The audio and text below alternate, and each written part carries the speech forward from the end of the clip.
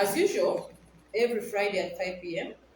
tubeera ku mulamwa ogwa emotional wellness, disconnected the wireless. So, Turkish Sport Corner, we deal in quality suits, quality handbags, quality shoes, quality designer perfumes, quality watches, wristwatches, quality beddings, and anything that makes you feel good. We are Turkey.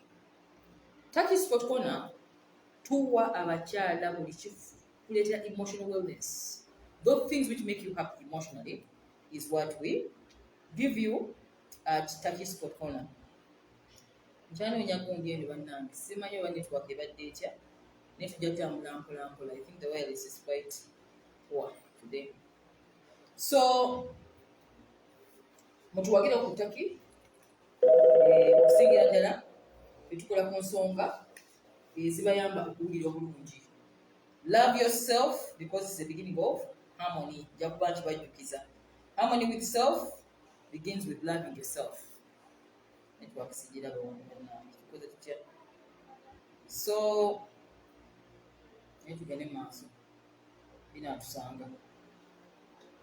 Ladies Guide is a program which started as a book, but now which is like a way of life. Twatandika with Ladies Guide to Fulfilling Relationships. Akatawa kano kali kagoba kavuyo kali kaleta harmony in your personal lives.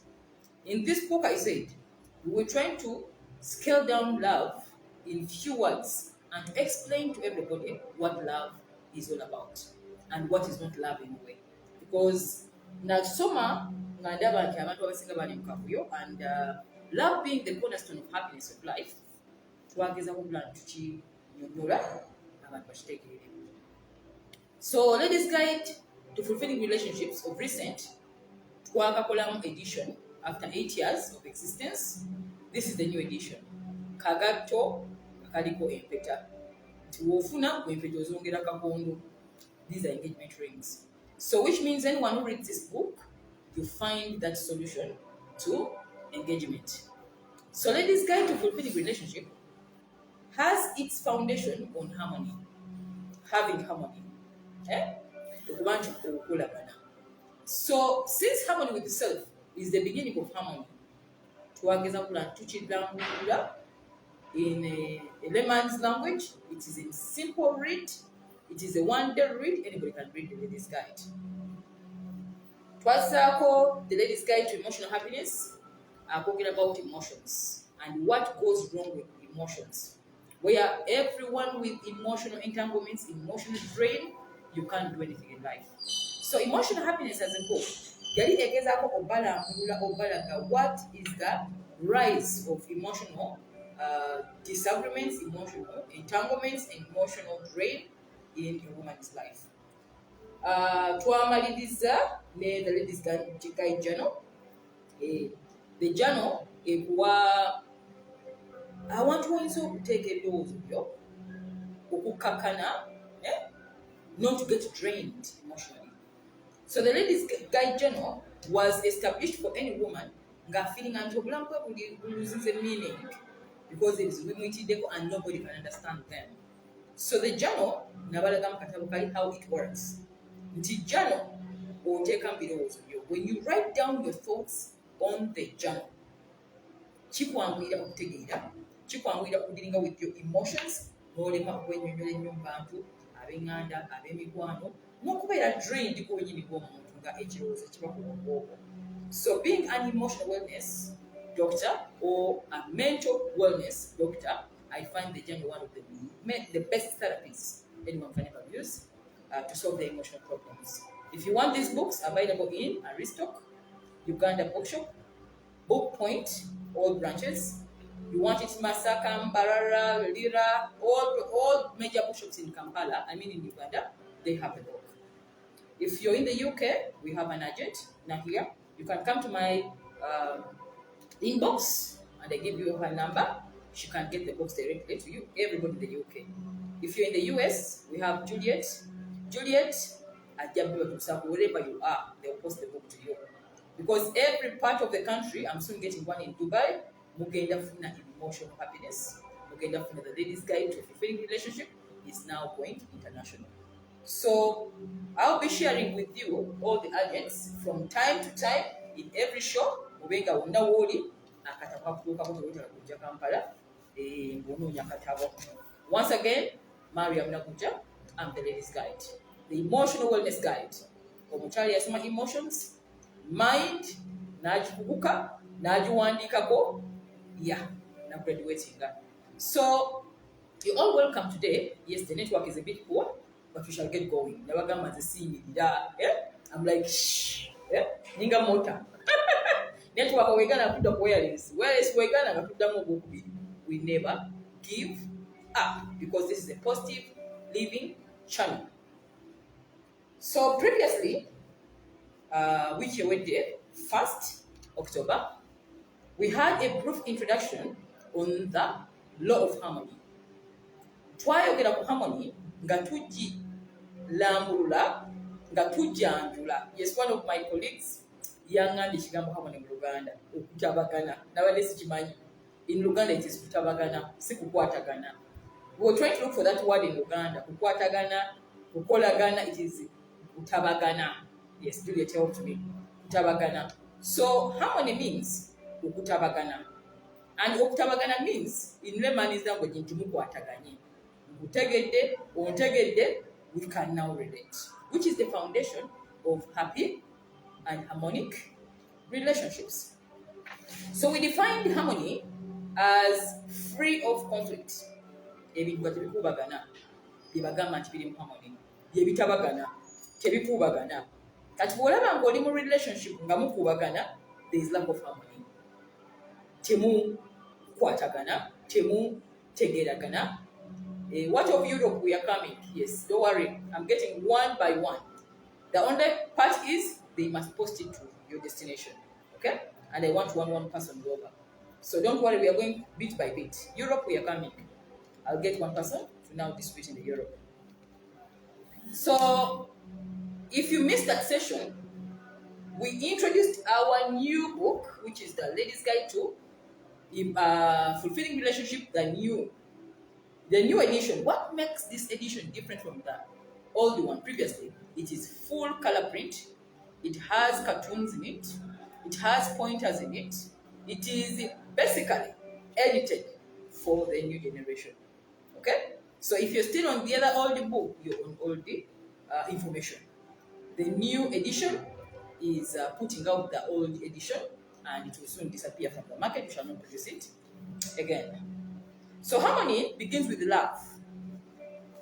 And to achieve this harmony in life, you need to be free of conflict in your personal relationships, in kolagana y'onabantu abalala, and in your love relationships, in kolagana y'onaabagalwa abo. Tebayita kutabagana. Temusobola kutabagana nga mukubagana. It can't be. The harmony is not there. Okay? And then it will totally phase out. So we learned that when you love someone, or when you fall in love, when you marry somebody, you commit a spiritual journey of that person, and they commit their spiritual journey to you. So the relationship becomes so spiritual beyond what meets the eye. So when someone says, I love you and I married you, or I am living with you, you're in a spiritual journey with that person. We learned that there are 3 kinds of harmony. Harmony with yourself, harmony with others, and harmony with God or the universe. And each one of them is very important to your spiritual growth and in the way you emotionally feel. Okay? So we say the harmony with self begins with self-acceptance and taking 100% responsibility over your life. Who you are, where you're going, what you want, it is your personal decision, and not to shift responsibility of your life to other people, the parents, your loved ones, and your social circle. Nobody is responsible for you. You are 100% responsible. So bokkiriza nti kikumi ku kinne wakyo gwe nnanyini bulamu bwo ojja kulaba ng'ofuna harmony.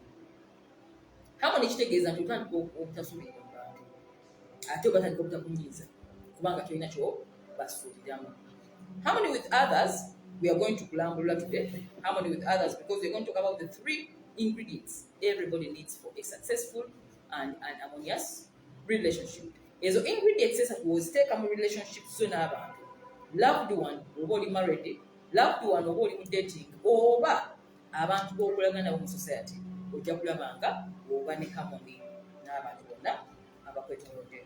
So harmony with God, netugamba nti oba toweekolagana gwe, if you're not collaborating with self, nga tokolagana, totabagana, tosobola kutabagana n'abantu balala, ate tosobola kutabagana na Katonda yennyini. You disconnect. So harmony with self is the beginning of harmony with the universe or harmony with God. So we looked at that last week. If you really missed that video, please, we kindly request, go to the YouTube channel, type in Mariam Nagoja Harmony. They will give you the video. The video will come. Mariam Nagoja, the search engine will give you exactly what you're looking for. So type Mariam Nagoja Harmony, then you'll have the introduction phase of harmonious relationship. So we learned a lot indeed. And if you missed, and this was your very first time to watch me on this Facebook page, or if you're watching the show on YouTube channel, please like the page, subscribe to the channel for more of these amazing and content-filled videos in the future. And once again, you're welcome to this amazing show. So for the Ladies Guide community, the committed people always,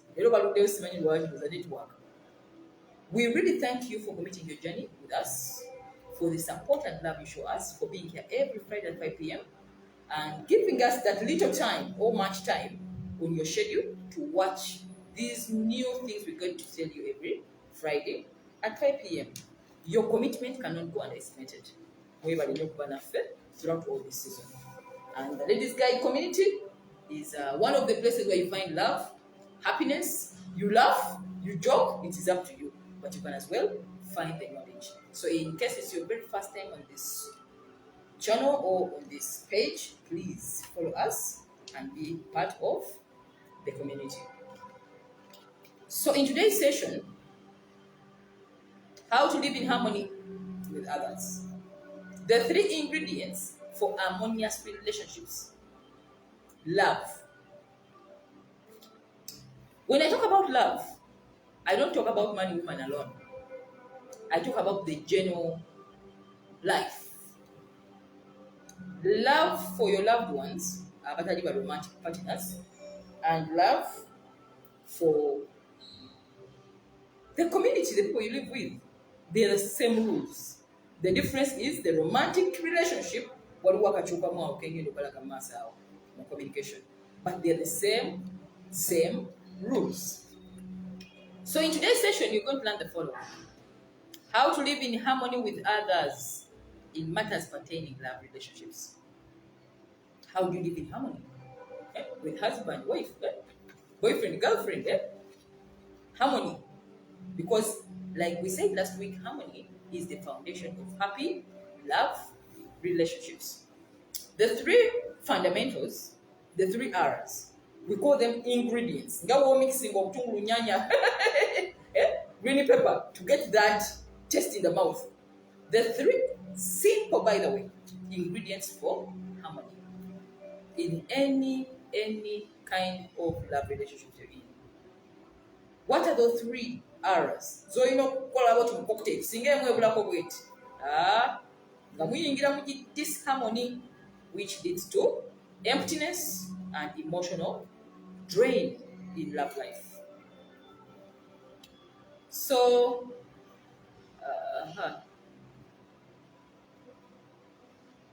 okay, yeah. If Nansu can tell me anything which is wrong, please inform me. If the voice is not, please pop me there. I usually when I'm talking, I'm in 100%. So the 3 fundamentals for harmony in love relationships, and we shall give you the definition of harmony. Harmonic relationships, who are they? Are you having one or are you in a disharmony? Where can you fix it? Like I said, when you come to the Ladies Guide page or YouTube channel, you find solutions. We give solutions. We tell you how, when, what, where, who, why. The 7 honest working men. Why, where, who, when, which. The answers are here. Was to quite a calam over one answer. That's what we do at the Ladies Guide. And don't forget to share with friends, because sharing is caring. So let's dive right away into the session. Harmonic relationships. Mariam, the Ladies Guide. When a relationship is proper, that is it. When a relationship is proper, when I talk about the word relationship, tugenda jawulaka mu maaso. Kubanga abasinga muli mu partnerships, abasinga muli mu FWBs, friends with benefits, naye nga tebiri clear because temwabidefining abongo bwammwe.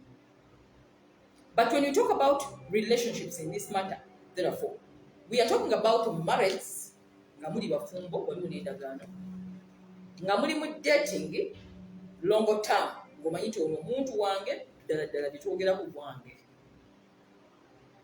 Nga oli mu nkolagana n'omuntu nga waliwo empuliziganya. Ate empuliziganya eyo nga muzimbye spiritual relationship gyale mwembi, nti oli singa bakuteeka mu kisenge ekirala, n'oli ne bamuteeka mu kisenge ekirala ne bakubuuza ekibuuzo, osobola okiddamu n'oddamu ebigambo bye bimu. Ne bagamba ko bambi bakolagana. These people are really related. So when you talk about relationships, or relationship, enkolagana, we want to be very clear about that. When it is not proper, it is not harmonic. It's not harmonic. So when a relationship is harmonic, it must be proper. And with this we mean it must be positive, nurturing you. It must be productive. Now we're about to so see we get a relationship over and the sense of gold big. What you think of a pond, you can't understand so good. Is that it? Is that it? Leading you somewhere or what taking you back where you came from? So when you talk about harmonic relationships, we are talking about those ones which are full of good health. The only they are what Jody Mutonay don't have to get jam off na kabiri. So start a poker. Wow. It is not harmonic. It is full of love, happiness, joy, excitement, peace, serenity. When you're in an harmonic relationship, maybe gamble we to wait take a Facebook, we are very happy. You don't need to. Everything is in harmony. You cannot tell people how much happy you are. Wow, we are going to gamba. Babila bila signs. Signs of labia going to end a mass or the signs tell. So, when you're in an harmonic relationship, I want to tell you to put this clear. It must be having all those qualities: nurturing, productive, growing you, positive, healthy, full of joy, happiness, whenever no calm. Ebigamo bitono. Tobira mu kulwanira muntu. That is harmony. However, all these attributes productive, healthy, relationship they must be truth, amazima. Truth, which many relationships are devoid of. Truth, understanding, courageous, self-confidence, and respect. Being a part of to create all that. If a relationship lacks truth, this harmony is set in.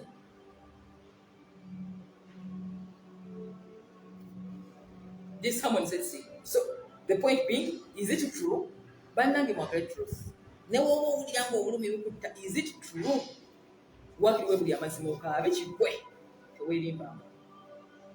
Because the more you query, the more years are going. The more years are going. The more years are going. You're querying burning. The years are going. Truth is the foundation of all that. A proper relationship. Why not without truth? So when a relationship is not in harmony, negative habits. Have you ever got somebody into your life? Naye ng'okuva bwe yayingira olinga ali musagazi tezigwa. Kino kiri wekuba if it's driving, it's as if obeera nga akoona mu binnya buli kaseera. It's as if obeera tugamba n'ekyo ekyantuukako omuntu okuba nga we yajja nga ndi mu bintu bye zitategeera. That is a sign of disharmony. Temutabaganye.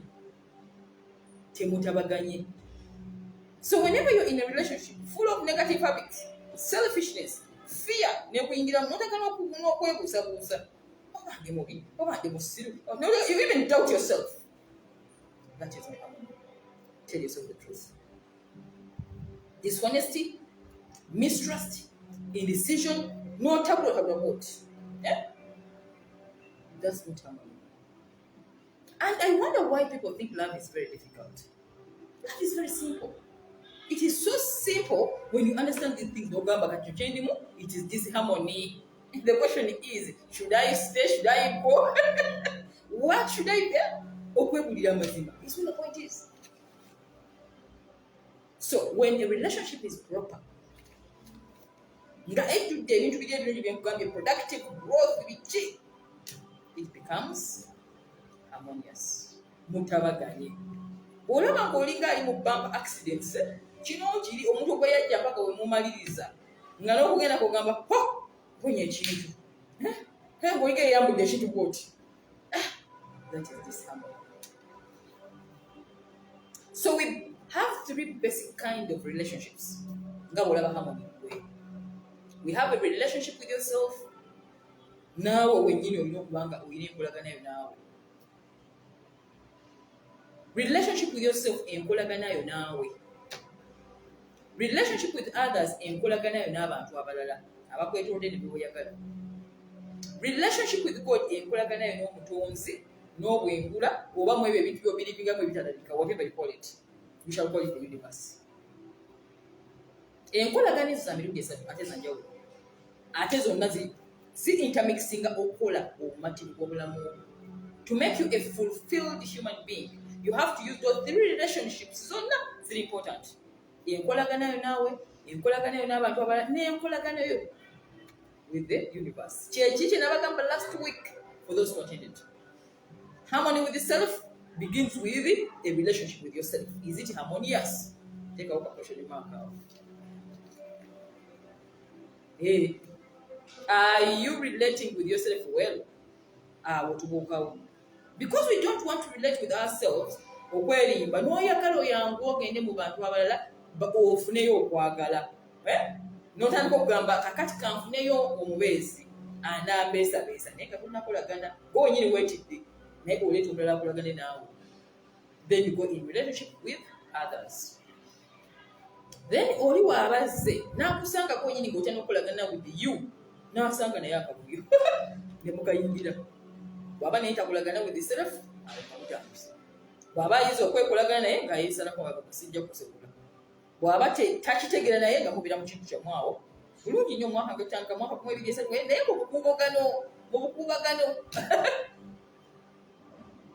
life is what you make it. N'enkolagana era omutonzi tiwamala okukolagana obulungi naawe n'okolagana bulungi n'abantu abalala ate bambi n'obwengula kukwangula bagamba oli omuntu mulamu bambi tusobola okumwongerako. So all the benefits from the universe quickly come to you. So harmony with self is the beginning of your success. But we shall not concentrate on it today. Alright, we're going to have 3 ingredients for successful interaction.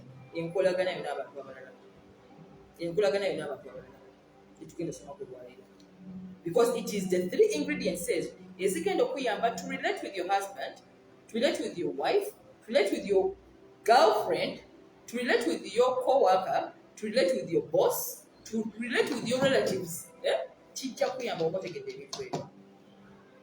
Now here today, my major communication is on love, romantic relationships, because that's my core study.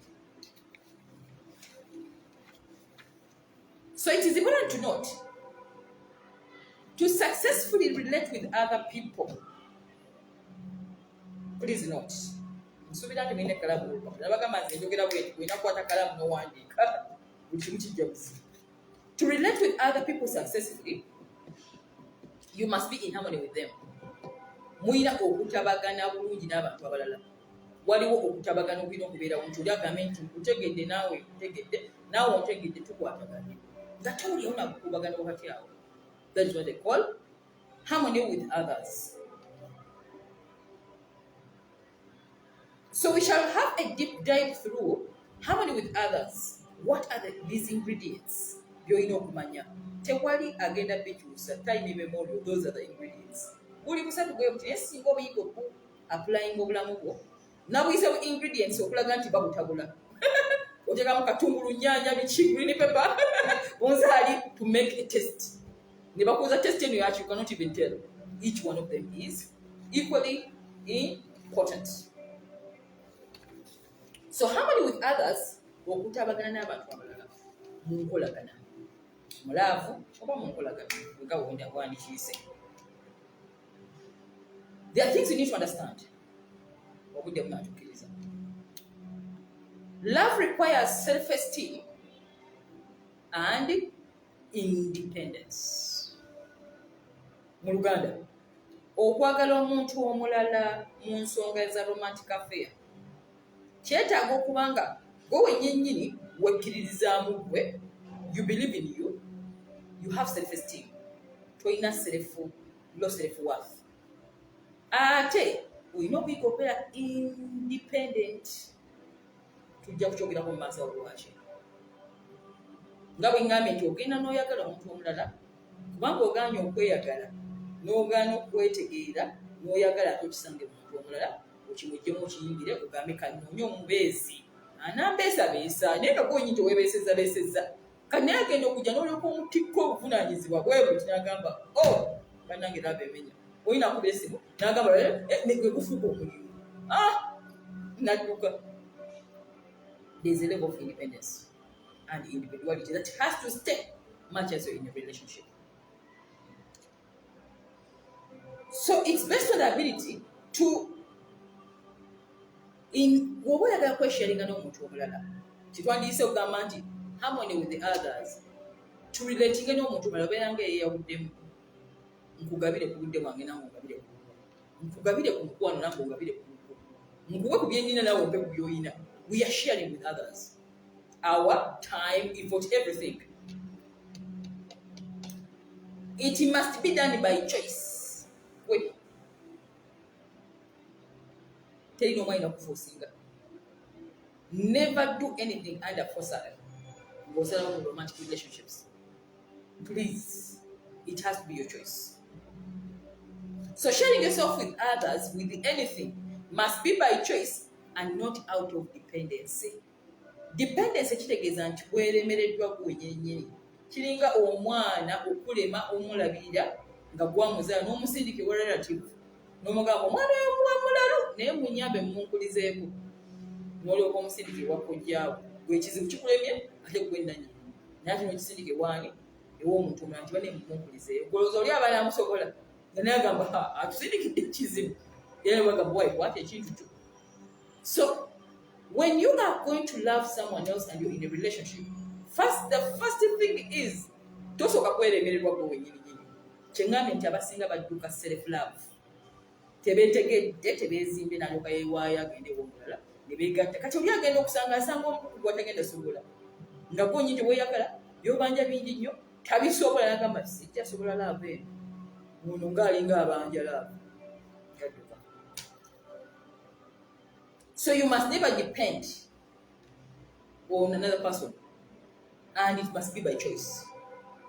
That's why Chetaga 100% responsibility over you individually to turn kind of individual self. Individual self. Ate kiri mu nsi zaffe ez'Abafirika nti oli atuuka okufumbirwa n'atikkamu n'obuvunaanyizibwa bwe waaba bonna bonna kwegamba bambi omusajja n'alabidda ng'ennyumba bizibu famire ng'atya n'okuddayo agamba leero nfudde oba leero bagenda kuŋŋamba kiki neefuuka job kyo mulimu si romance mulimu kati And like how mirimu is omuntu akoona kanneeko kuno okunnenya omulimu kanfuna omulala. So you need to be in harmony with yourself before you get in harmony with others. Always remember. Nkolagana, yes, katika tugende tukolagana. Okay? So the one true love, I am looking for true love. Buli anjagala muntu mubeezi owaddala nga ali true ekigambo ekyo. I need true love. I'm looking for true love. I have found true love. Ekigambo ekyo. You need to first sustain yourself. Owulira okufuna true love. Ekigambo true love kitegeeza two individuals who are mature and fully satisfied have come into a relationship. Wefuka true love. Lwaki oli tabanja munno tabanja. Terina omwatikka munne bibye ate munno omwebaliza ebibye ate okufuula omulimu. Awefuka unbalanced. Netabira true love. Kusaidia ngeri true love, kusaidia olinga mulimu. It has gone out of harmony. Okay? So true love is a relationship between two mature individuals who both have harmonic relationship with self. Nti wobeera mu relationship naawe ng'oli mu harmony okolagana otabagana n'ofuna omulala nga naye atabagana ne mwegatta, oh, life has just begun. Kubanga omuntu yeetegedde naawe weetegedde amateeka mugamanyi, so si kujja nga tokolagana oyingire omuntu akufulfilling. It doesn't work. So if you're looking for true love, the question is, are you in harmony with yourself? Are you in harmony with yourself? Harmony with yourself. If you missed last week's show, please go and watch. Harmony with self. You feel lost in life? You feel confused? You want to blame others for your failures? You're not courageous? You lack self-esteem? You don't love yourself? That is love also harmony with self. I'll repeat this 3 times. You should have an harmonious relationship with yourself before you have harmonic relationships with other people. You should have an harmonious relationship with yourself before you have harmonious relationship with other people. Soka okolagane naawe ate okolagane n'abalala. Togeza n'ogenda out tukwagala kukolagana n'abalala nga gwe tokolagana. You're going to create disharmony in them and in you, and that won't be a fair affair. I'm hoping I'm communicating. Margaret Kabana, hey. Oba marriage abantu abasinga bagenda nga yennyini abuze obulamu bwe bwonna buli mu mess n'ayagala butikka omuntu omulala awummulemu kani imagine awummulemu abutikka oli agenda anabire obulamu awummulemu. We are all human beings and it doesn't work. So have harmony with yourself, number 1. 2, then go out and find harmony in others. So I told you 100% responsibility over your life, and 2, self-acceptance and self-love. We go weyagala. Weyagale tewali lunaku lwogenda kukeera bazaale muyonda omulala. In the history of the whole world, Mariam now will never come back. Not anyone will ever be me. Ati wogana okweyagala nga toyina na togenda komawo mulundi gwa bubi. Why? I mean, learn to love yourself. You're the asset. I always teach my students about training to become writers. Remember, when you become the writer, you become the asset. Gwe abamuki kakati woli obubi ne webaka bubi n'otanyirira n'oba mukoowu nnyo, you cannot produce an asset out of an asset. Because the asset has to be healthy. You need to work on you. Buli kyoli olina okuba ng'oli careful. Kubanga gwagenda producing asset bayita ekitabo. You're becoming the book. So obeera ng'oli muwandiisi aleka gwennyini teweefaako, teweeyagala, osuubira nti kiri kigenda kuba kyogenda okuzaala. So let's first have harmony with self, and then we go for harmony with our loved ones. So let's just look at the 3 ingredients for harmonic relationships. ebirungo ebyo byolina okuteekamu mwana wattu byangu ate mubiina ate byabwereere free. It is free of charge, just application tulina okutegeera. So a healthy relationship, enkolagana eri healthy, etaliimu bulwadde, etaliimu covid, we define it as two responsible people jakibagiramu abategedde how to make this connection work. Two, not three, not your mother, not your brother, not people who are sitting in your house. You two, mwabakize ekigamba I love you nawe n'ogamba yes, nti I've accepted muyingira. Those two mwabalina ekikolako okubeera healthy. So it is worked for. Harmony bagikolerera. It doesn't come naturally. Which means the two individuals abakkiriza okubeera bonna mu mukwano be bakkiriza okutuula wansi ne badesigning ebinaabakolera n'ebitaabakolere harmoniously. Kubanga harmony nabagambye kutabagana, tosobola kutabagana kyotategedde. Sisobola kutegeera nti nkutabangula nga tongambye kyoyagala. Nyinza okubanza yaga music awogana nga simanyi kuyagala atawogana. Nyinza okubanza saagala kwogera nnyo naye gwagala ayogera njogere. You know, there is lack of harmony because I don't understand you. That's why tugambe a healthy relationship begins by understanding the other person and the other person understanding you. Mukolagana ogamba oyo mumanyi mutegeera ali what? That is a relationship now. Two individuals who are willing to work towards this harmony. Kibaita healthy relationship. Bw'olaba ng'omu tayagala nga gwakipushinga tubeere mu harmony munnange tutabagane nga ate oyitayagala era ebeera disharmony. Kubanga bw'otabaganya tayagala kutabagana kati munaatabagana mutya So harmony in relationships must be worked for by the practitioners. Temuleeta ba third parties. Tebamanyi byebakolera. Tujja kulabako mu maaso awo. Teri muntu ayinza kujja n'akusomera amateeka agenda kukola makaago by'ogenda kukola nga mwaba kirimu temukiyingiddeemu. Nnyinza okubanjagala nnyo okwebaka sikola mirimu nga nange nina kwempuleka balaba bikole ate omala agamba nedda nze maka gange nze yeekolera ebyo bikola wooli si wo. So everybody has the way of finding their own harmony. If the harmony is working for them, it may not work for you. So it is two responsible individuals in a relationship. So when you have misunderstandings, temuyita ba third party most of the time. Tuba bajja baleetera ebyabwe ebitakola wammwe. Nze wenkera ku makya wamma nga mufumbira olianza okwaliza siriya breakfast. Nze njasewo ndya munaana gwokka ndya mulundi gumu olunaku siriya supper. Tebikole. So harmony is you two people sitting together and agreeing as a partnership. Biki ebinaabakolera ebyange tebijja kukolera. As simple as that.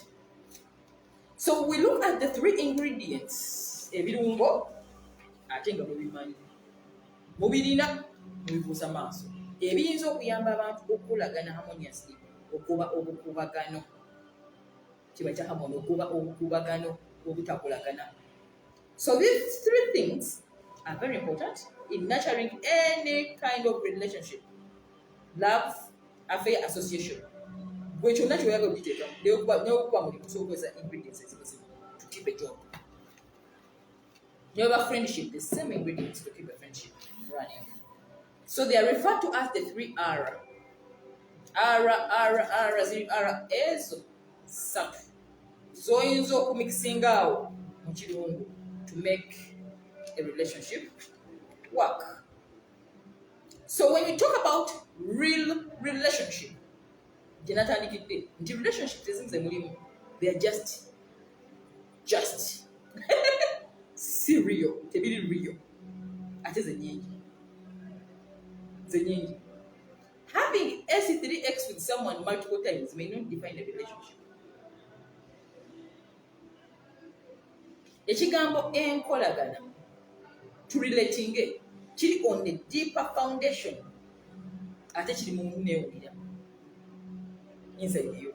Kiri bagamba naye ddala ekisulo eddala mweyagala ekyo kyowulira munda ekyo eyo feeling eyo the real the communication nti wali nkolagana waweeri so nga tuvudde ku bino ebintu ebyabweru. So there is a lot of fakeness fakeness in friends, fakeness in when there is no relationship actually. So what is a relationship? I was supposed to, are we in a relationship or we are just playing? Yeah? Mwizo kwa mzanyamu wao. Ate okuzanyamu you can even play for 10 years. Ngateba ngako relationship. You can play. So the 3 R's, number 1. Number 1, we begin by, I will not emphasize this anymore. Kubanga nkyogedde nenjiddamu nakikolerako show number nkizzeemu era kikomyewo. Respect. Ekitiibwa. Okukiwaŋŋana, okukiwa munno naye n'akikuwa. When there is no respect, buli omu nga alengezza. What is the opposite of respect? Not having respect. Is it kulengezza oba kuyisaamu maaso? Buli omu nga ayisaamu n'amaaso. Where there is no respect between parties, there is no harmony. In fact, n'enkolagana teriiwo. It begins with loss of respect. Asite omuntu omugyamu respect what? Ekitiibwa n'okisikawo enkolagana ebeewoddewo. Mu magezi tekijja kweyogera abagambe birimu neewulira. You will feel nti enkolagana efudde, but you may not define it. So there is no harmony where there is no respect. That is number 1. Anything else in a relationship can be taught. If respect is not in a relationship, it is finished. Because when you lose respect for one person or a lover, you lose respect for their job, you lose respect for their relatives, it makes a ripple effect. Not only them, even with their friends.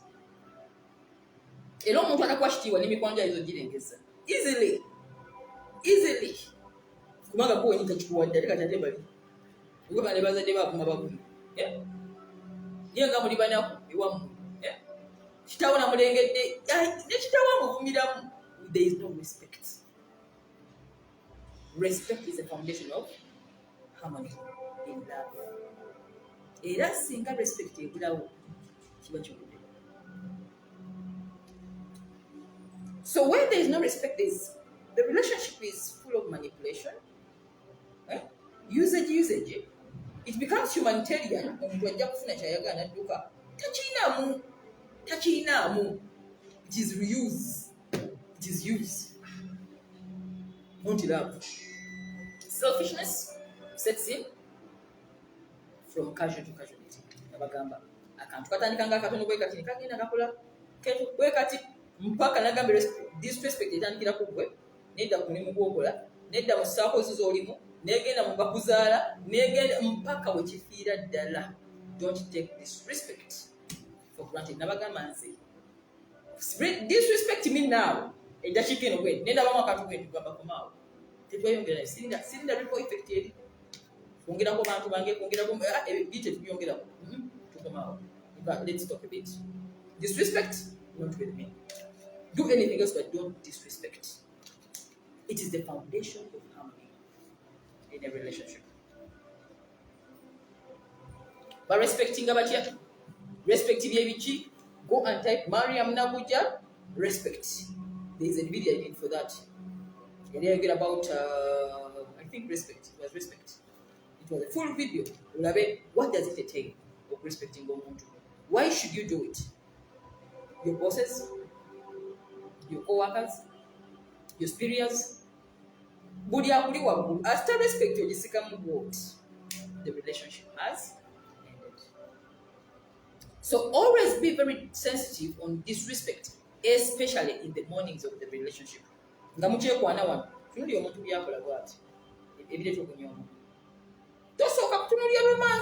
and fireworks, disrespect. Fireworks are jamulia, but when you get deeper into a relationship called marriage, it even gets worse because there is always familiarity, and the familiarity brings contempt. Now, if somebody disrespects you, dating, what are they going to do in the marriage? Chicken up, just think about it. You will find them on a bed with another woman. I can't be way back away. I've had stories and I'm in shock. normally n'agamba oli agenda we batwali oba tuyagala genda. Disrespect begins as a thread, then it grows into a cable, then before you know it you cannot even break it. Don't take it for granted. So look for the signs of disrespect nga mukyali wano mu dating. Tobiyingiza nnyo okugenda mu marriage because it will not create any harmony when you're in long term. Without respect in any relationship, there's a lot of use and manipulation. Please not. Disrespect, please not. It is the foundation of harmony. What you respect, you love it. You nurture it. You take care of it. You watch over it. You don't take it for granted. You really, really treat it with utmost respect. Even if it's a shoe,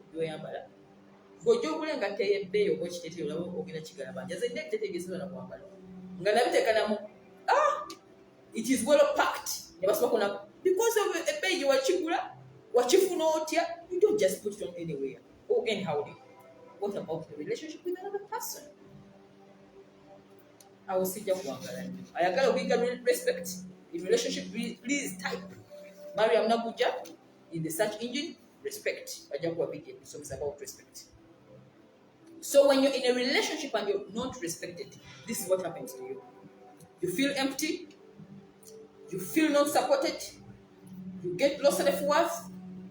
You lose your own self-respect when you're trying to go exam or mass. You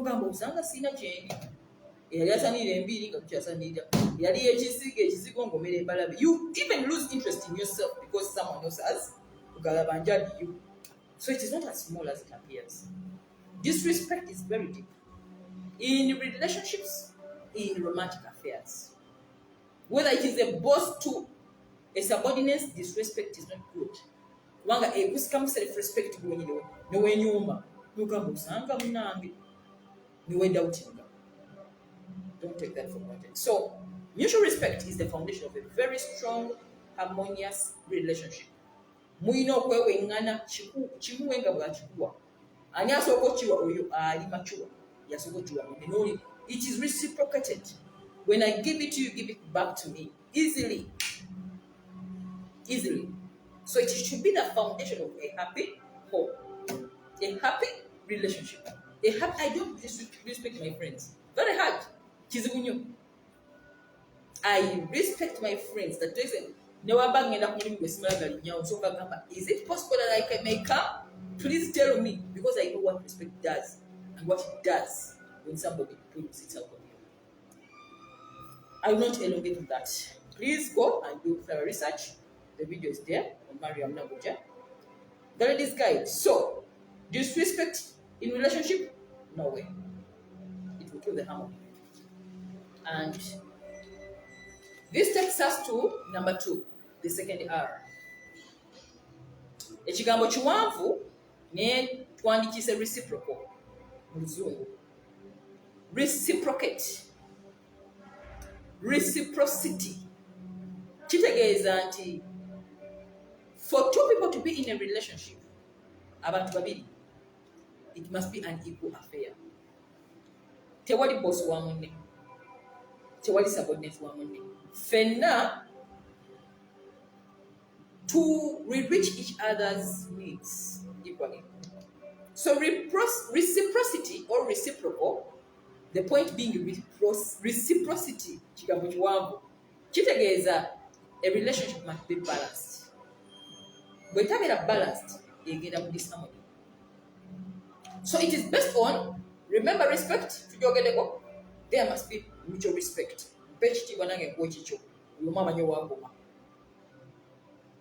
And interdependence. So together, interdependence. There are 3 kinds of lives you go through. When you're still a child, to age 18, 19, 20, you are dependent. You depend on your uncle, your auntie, your mother, your in a guardian. You're depending on them, which is okay, because that is dependency. And that's what they expect from you, and that's what you expect from them. You depend on them for school fees, food, watch, shelter, medical care. They have to do it. But when you grow, not to come on 25, 26 to 30, depending on you're single, you have a job, you can afford most of the things, you get independent. N'ofunako obula obugoye terina omwakulagira kati ebimo otandise obicontrolinga oli waddemba okumya essaawa z'oyagala oli waddemba obutalya ku dining table oba obutalira ddala so nga ate mu dependence watuulanga ng'oyinukiriza abalala bakukkirize ssaawa ya supper all of us have to eat. You have to be there by force. If you're going to eat, you're dependent. So from dependence we go to independence.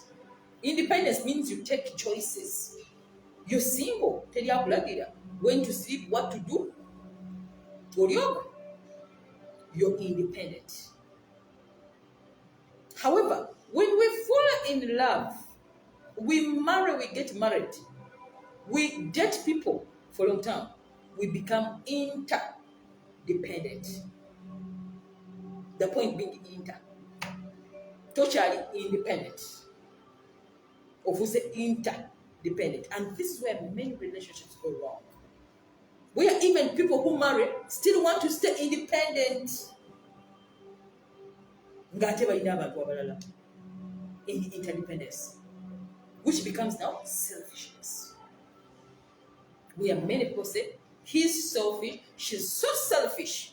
Because you expect a mutual kind of balanced relationship, but somebody is believing as if you're two people in this relationship and two equal people in the relationship. So if you don't interdepend, kitegeeza nti buli kyokola manya ki affecting omuntu oli kubanga mwasalawo okwegatta mubiri wamu. Gy'osula, ensi gy'olimu, ogenda kutambula, odda ddi, it is wali obuzibu awo.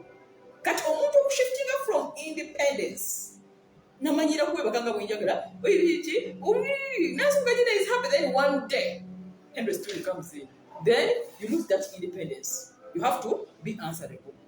Yeah? Where are you going? Relationship. So many people want to stay independent, interdependence, which is not possible. That's what causes that problem. There are children involved. It is now home. It's no longer one person.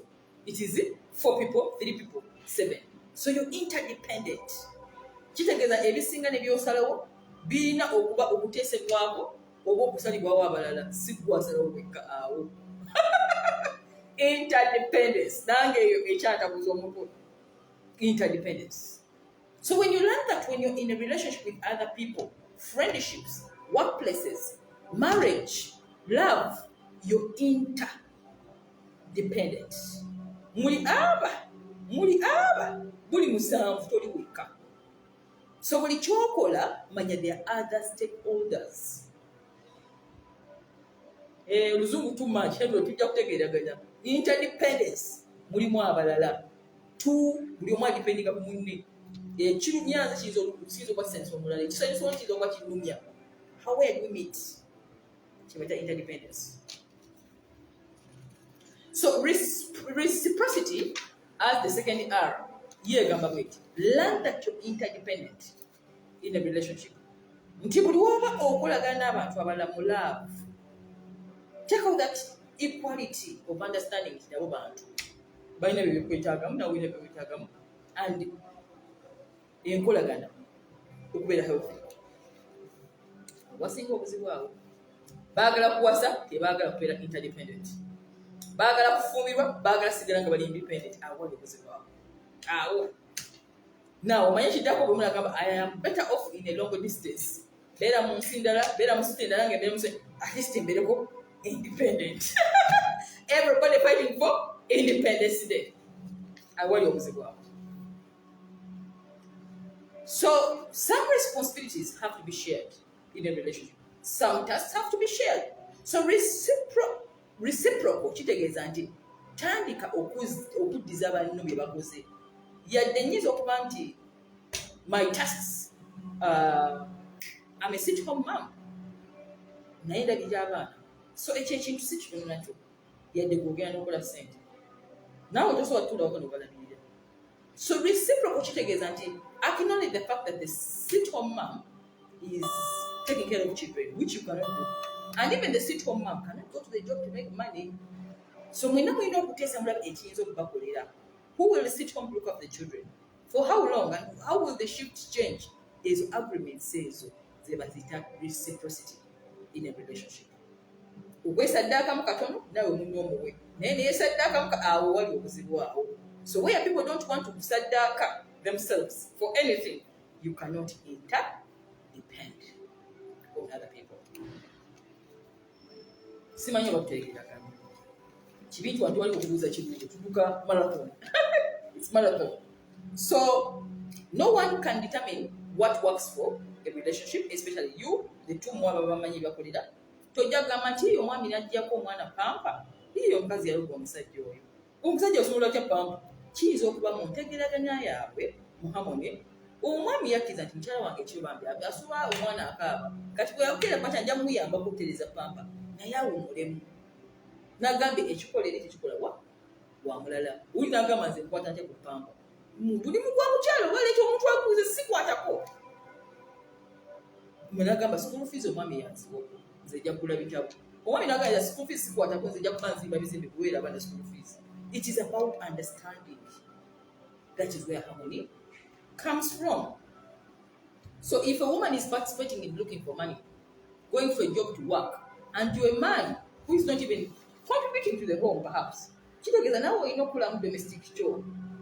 Olime gamba nti bakozesa bakujooga because ate oli agenze kukola kunoonya ssente.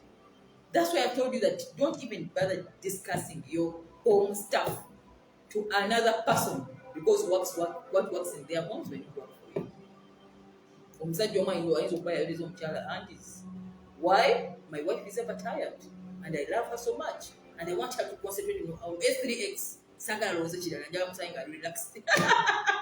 So inagamba how a man is here full? I mean, naye alina kukyafuna mu why there is reciprocity. Bo balina engeri bakitegeeramu tebajja bannyonnyola. So what works for you doesn't work for another person in a relationship. Omwami ayinza okuba yakeera nayo zengoye nga bagamba twakuba kukoza wakanze kandi zengoye ndi okay with it. Mukyala wange kanfumbe.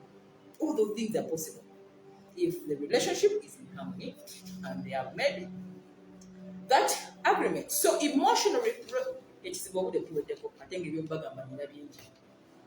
there's what they call emotional reciprocity, which is the point of emotions. Emotionally, feelings are in a relationship. Are you free to express yourself, your feelings? Or are you fearing to even talk about it? When I get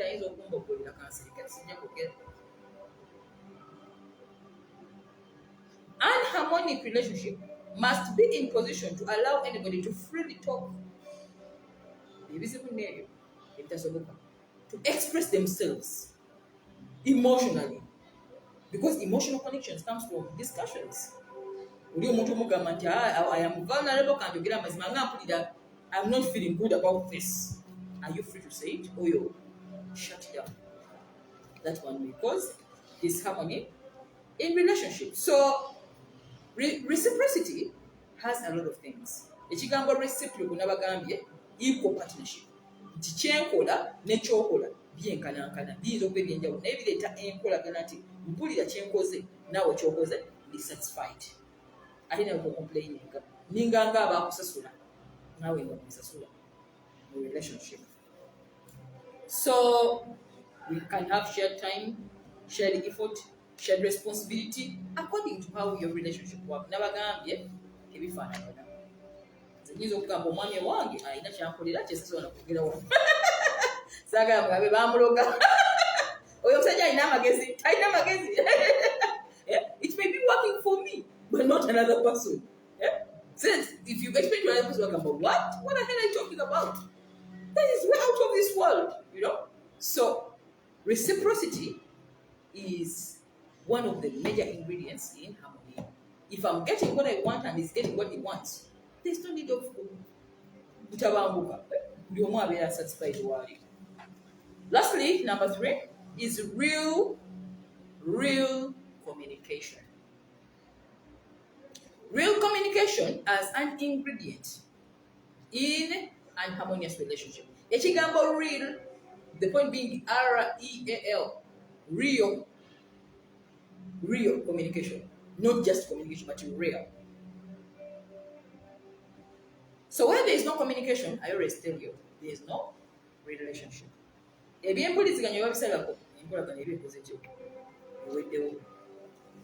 So even if someone comes and they have S3X with you, but communication that's not a relationship. S3X is not a relationship. That is part of the icing sugars of a relationship, but is not the foundation. So if you feel disconnected from your partner emotionally, partner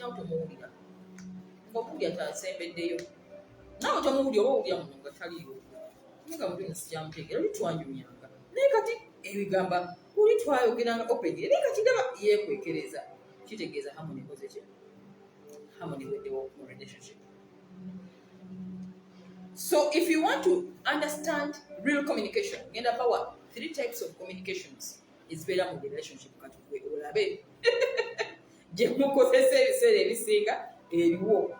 Okay? No kwabula communication ereta enkolagana eya harmony ne communication eya just ngaterina byekola just mubanga abanyumye ebozi. So there are 3 kinds of communication in harmony. 3 kinds in relationship abantu gye communicating about. Number 1, there is what they call superficial. Superficial communication ye muntu nga bwanajja nanyumye emboozi n'agamba leero manyi Arsenal ekubye Man U 3-0. Okay, mwina mwagala kapiira munange ekubye negundi azambye. That is a communication, and it is information, and it is a conversation, but it does not, please note, it does not make somebody vulnerable or emotionally intertwined with you. Kitegeeza asobola kinyuma ne stranger, asobola kinyuma n'omuntu ku bbaasi, asobola kinyuma n'omuntu ku bbaala, asobola kinyuma. It can be anybody's communication, but not romantic. So superficial communication may include politics. Politics. Politics. That is superficial. It does not bring emotional connection, but it is communication. Agamba bya politics. Nayogera ku Man U. Breaking news. Ebintu webitu. Sports. Fashion trends. Wabera mukyala. It is communication, but it is not creating a real relationship. Real. Ekigambo being real. R-E-A-L. Real. So superficial communication is where many people engage. Why? There's no vulnerability. When you get about politics where Kenya, over when you get about politics where Uganda, over when you get about sports, so we are, but it is not, I'm not losing anything. I mean, we're just talking, I'm enjoying the conversation, but there's nothing like real engagement, your emotions. So it's called superficial. Muzinotinge, njoli wakubiranga esimu naleta emboozi ezo nemunyumya nayogera ku gundi politics wa Uganda, outbreak of COVID, lockdown wakitege ng'ebibuuzibuuzi obirabo ng'onoonya ingredient ya intimacy teriimu kaliko owulira nogamba ako nga tukawuliramu ng'ebino biri serious. That may be just a superficial communication. Number 2, basasi yote muwandiika logistical communication. Nabagamba bino bye mbagamba toyina wojja kubisanga gugu temujja bisanga. So what was logistical communication? Logistical communication ye communication with nga emboozi n'omwami wo oba n'omwagalwa wo oba enkolaganayo ne whatever romantic affair gy'olimu erimu ka logistic part of it, okugeza bills, mazzi, masanyalaze, transport, mmere nga birimu okusasula. Ekundi no bibi ya masanyalaze yazze ate neyamazzi bagireese, that is logistical communication. Abaana ne bagenda kusomera wa omanyi engeri gye baba stoppinga mu lockdown tulina obafunira essomero erisomesa, that is logistical proper. Tulina obasomera omusomesa ajawani wakana abasomesa oba we must get them an app to use, that is logistical because it is logistics. On the back of the person receiving this communication, it is a task, not romance. Logistical. Where are we going to have dinner from? Where are we? Nga buli kigambo ekifuluma kya bill. Bill. Bill. And that's what most women do. Amazzi gaweddewo, masannyalaze tekuli, anti ogenda mu katale naye ojjuke okulya bino. It has become logistical. Remember, we are in communication pertaining a relationship. That is also communication, but it is logistical. But remember, every time you're presenting bills, pay, where decisions has to be made, that's not intimacy. Please. Logistical. Remember, we are using them as a cocktail most of the time. But superficial communication, I logistical. So now, where it gets very interesting, and why we call it real communication, real, R-E-A-N, is until when it gets into a real relationship, which invokes emotions to love. As long as you don't evoke superficial logistics. All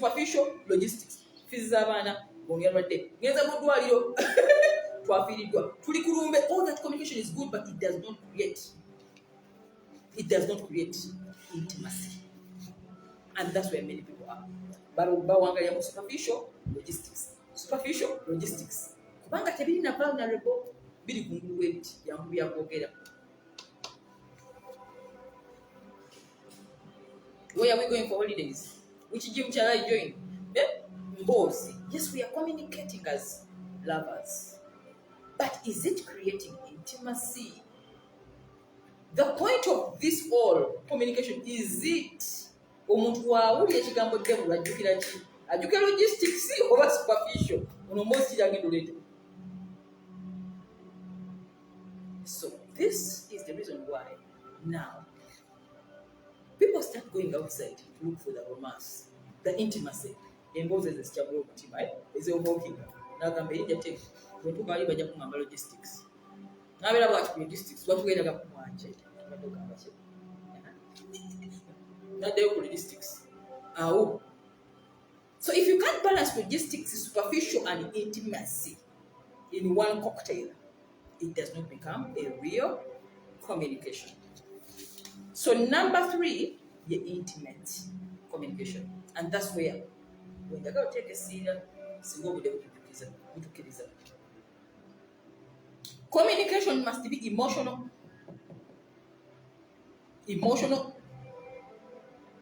Remember, the ladies' guide is an emotional channel. How to evoke emotions. So intimate communication is the foundation of a happy marriage, a happy relationship. And it is what devoid in most of them. Babylon superficial logistics. Intimacy. But let's go to sex. Communication you want to worry. So intimate communication involves emotional and sexual intimacy, that cocktail. Discussing issues which are deeper. Ng'omuntu wanajja n'agamba golo ye n'agamba omanyi Deborah wategedde mbadde njagala kugula kyuma kya ice cream bwekikola ice cream asita omuntu akokuyimba ovinga mu dreams ezennene oyigidde mu emotions ze.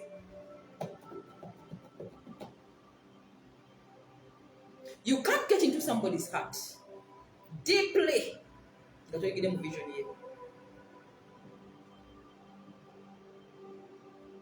bw'oyingira mu vision y'omuntu, especially in marriage, and you support them, oba ofuuse part and parcel of their life. Kubanga every day wabawo emboozi ey'okunyumya. Munnange ekyuma omanyi bakikoze, kino kyafudde. Kakati omanyi munnange omanyi kinateekako omwanzi omanyi kiko, emboozi ewangaala, and it creates what they call an emotional relationship. Because anytime n'omuyombamu, somebody is looking forward to tell you about the chuma. You have the information. It becomes an emotional relationship. Deeper goals, deeper visions, gossiping about daily activities. I know of people who gossip banange and their loved ones. There must be an update every day. What I get know, when I go physical, they over gossip. But which is positive now, because why? Whenever they are gossiping about other things, many of them, it creates that intimate. We look forward to gossip. Who? Hey. Because Baba Nevi to have a chitigeze Biamavia, Zabina. Naye, Yaine Bian. Abalati Bamani. That gossip, it creates that deep, emotional, and intimate communication. People they dislike, Babo Girago. People they like, Babo Girago. Yeah? What excites them, Babi Miyango. Okay? So, intimate communication is the foundation of harmony in a relationship. You can talk about superficial, you can talk about, this is most important. It's the most important. The goal of any relationship is to enter into somebody's emotions. Nabagamba. God type Mariam Nabuja, how to emotionally connect with your partner. Nabagamba, the foundation of that connection. They will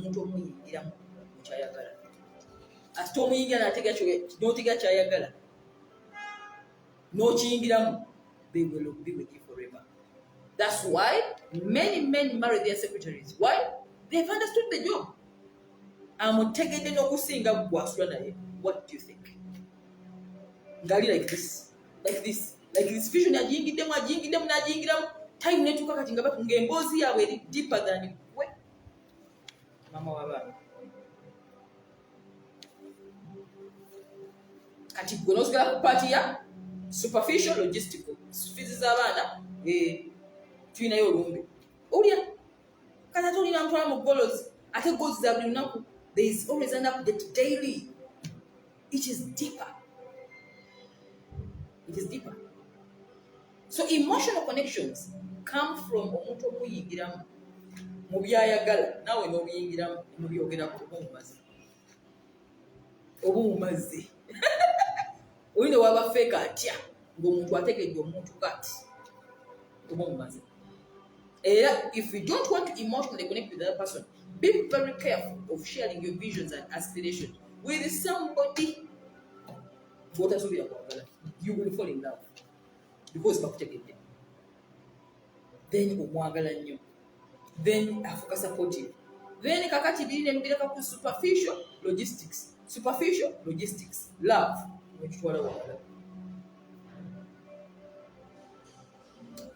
Which is the foundation of harmony in relationships. So, superficial relationships, going back a bit, is equal to your communication. You are just communicating. And they are listening. They are reacting, but it's not connecting. It creates a connection. Superficial, nabagambye, politics, where they go there, tebireta emotional connection. Come on. There is no vulnerability. Oli ashariza n'omunamugabo gwange. Ndeso muli menfunyemu obuzibu. Mwana bebe, bafuuse emotionally entwined. Ategedde omulimu gwe n'okusinga. Olya, kakati bw'ogenda okuleta emboozi ya superficial logistics. Ng'akutunulira bw'ati. Superficial logistics, your communication, which is okay, and it looks like relationship, but there's no relationship. It is not a real relationship.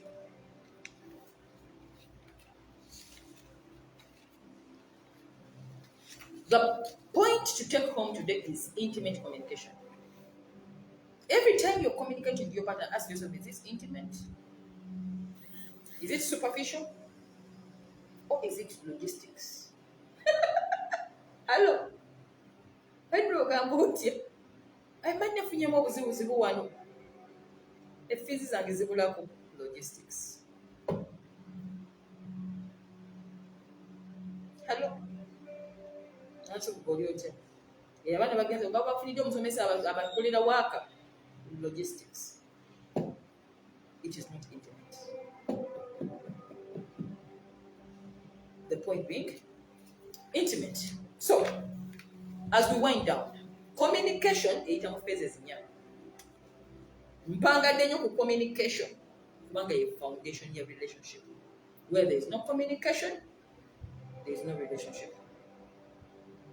There is talking, ndi mukwogera kati. There is listening, muwuliriza. There is hearing. There is a difference between listening and hearing.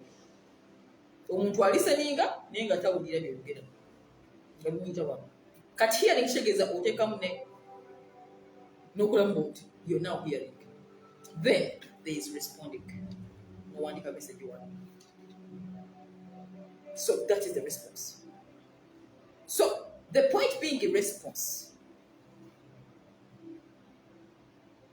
When you're talking, somebody is listening and they are hearing, but they're not responding. That is not real communication. I'm communicating, but there is no response. It is not communication. It is just information dissemination. Ninga our information. I'm disseminating information, but there is not communication. So for communication to be effective, there must be a response, always. And you cannot get response until when somebody is emotionally as to what ali in. Whatever I'm going to what touching him, just personal body language as we go on. How to read people's body languages. How to read people's body languages. We don't go conclusions. So lack of real communication, as we are ending, is the cause of disharmony in marriages, in love relationships, in friendships. As long as there is no real communication, logistics, superficial, logistics, superficial, logistics. Emotionally,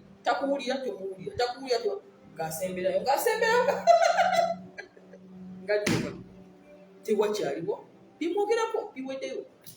Oli ali mu vision gw'oli mu bigambo, oli ali mu vision ye gw'oli mu superficial and logistics. So real communication starts with creating a safe and comfortable environment.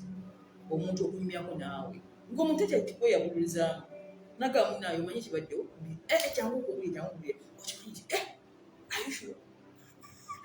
If it doesn't come in that level where somebody can be vulnerable to share with you the deeper hurts, it is not really communication. You are simply in a logistics or Therefore, respect one another. Reciprocate your relationship. In other words, your equal parties and engage in real communication. Then your relationship is going to be nchidamu. Asitamwe wekitiibwa buli omu n'atandika reciprocate nga munne kyayagala ne mukwatagana ate nga waliwo real communication ng'erimu intimacy, the marriage is sticked. All signs of disharmony can cause relationships to struggle, to die, to get confused, to get lost, to end because of disharmony. So please note, the three ingredients are simply respect, reciprocate, don't be selfish. If somebody is breastfeeding a child, help them with something. If somebody is at the workplace looking for money to pay bills, help them with something. That is reciprocity. It is not one-sided. And lastly, when we talk about real communication, it must have the three. Don't be in only two. As long as you're talking about logistics and the superficial, remember that intimate communication, entering into somebody's heart, sexually or emotionally or anything, but something which makes them vulnerable. It is where real relationship come from. And therefore, my darlings, the show has come to an end. Thank you for watching this part. And in summary, today you've learned about harmonic relationships. We defined them. You've learned that you need to have harmony with yourself first before you go out there to get into relationships with other people. You have clearly understood the 3 ingredients for harmonic relationships, which include having respect or mutual respect for one another in a relationship, reciprocity, doing good for another as well as doing good for you, to have an equal partnership, and the real communication, engaging in 3 kinds of communication: superficial, logistics, and most importantly, the intimate kind of communication, which creates emotional connection between you and your loved one. Because emotions, I told you, it is more deeper, and it's only the way you feel. You have learned to have a successful relationship. You should have some level of interdependency. Remember that you're not alone in this marriage. There are other stakeholders. So you need to interdepend with them. Nga buli kyokola weebuuza kirina affectinga kitya omulala. So tokola ku kintu gwe. You're no longer alone. You're not independent. You're interdependent. You have also understood that real communication is the foundation of all harmony in relationships. Work-related, romantic affairs, friendships, real communication. Where I mean, if Deborah has to be my friend and you really want to be my best friend, you must enter my vision deeper. When you enter my vision, you are the one. Not only in a superficial, logistics, but are you in it? The birth of emotions is when you enter into somebody's what they love. We have concluded that it's only through intimate communication that real relationships and real communication is built. In conclusion, those are the 3 ingredients: respect, reciprocity, and real communication. See you next week with our last session. That is season 3. The secrets on how to handle and deal with unrealistic expectation in love.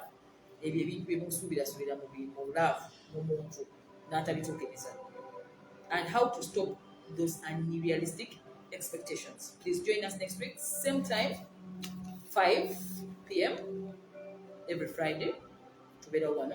In case it's your very first time here, please subscribe the channel if you're on YouTube. Like the page if you're watching on Facebook. And thank you so much. Once again, Mariam Nabuja, I'm the ladies guide. Your emotional wellness is my passion. This is the only place where we talk about things that money cannot buy, but which make life worth living. Don't forget to share with a friend in case you find this video very useful for you. And see you again next week. Bye-bye.